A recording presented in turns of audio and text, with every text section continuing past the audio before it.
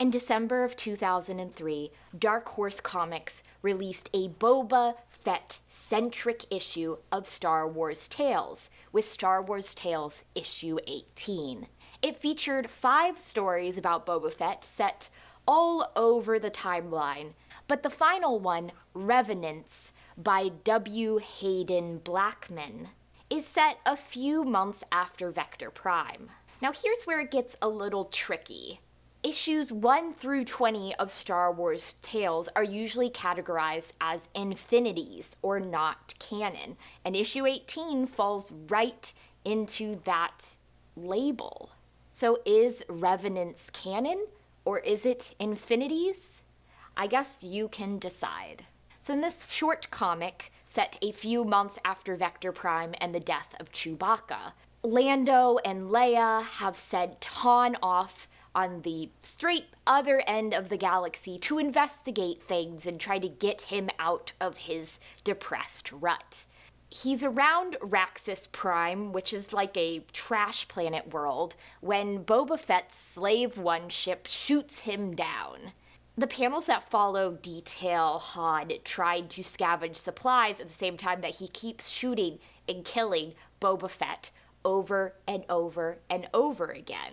The comic culminates in Han facing off against the real Fett, Fett thanking him for weeding out the weak Mandalorian warriors, and that they have sold their services to the Yuuzhan because Mandalorians always go to the highest bidder. Han gets a ship, he sends a message to Leia that he's heading back home, he's gonna join the fight, and if he sees Boba Fett, he's gonna take him out.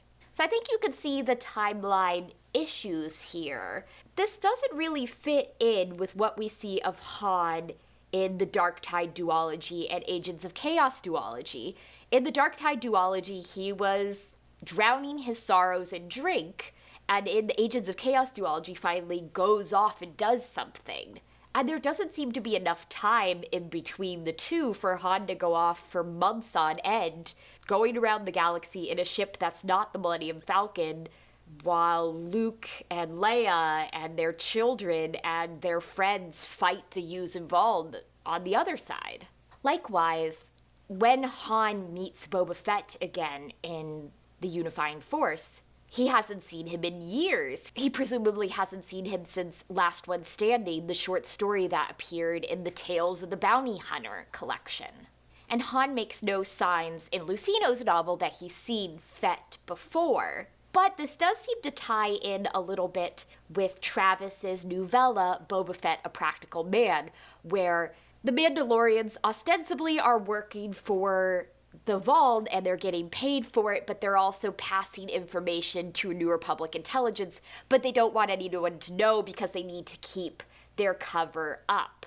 So maybe that is the case here. Maybe Boba Fett lets Han know what they're doing to preserve their double agent cover, but it's a little tricky, and I guess that's why Revenants usually gets left out of the New Jedi Order timeline, just because it is hard to fit in there. The art is fun. I really like the colors.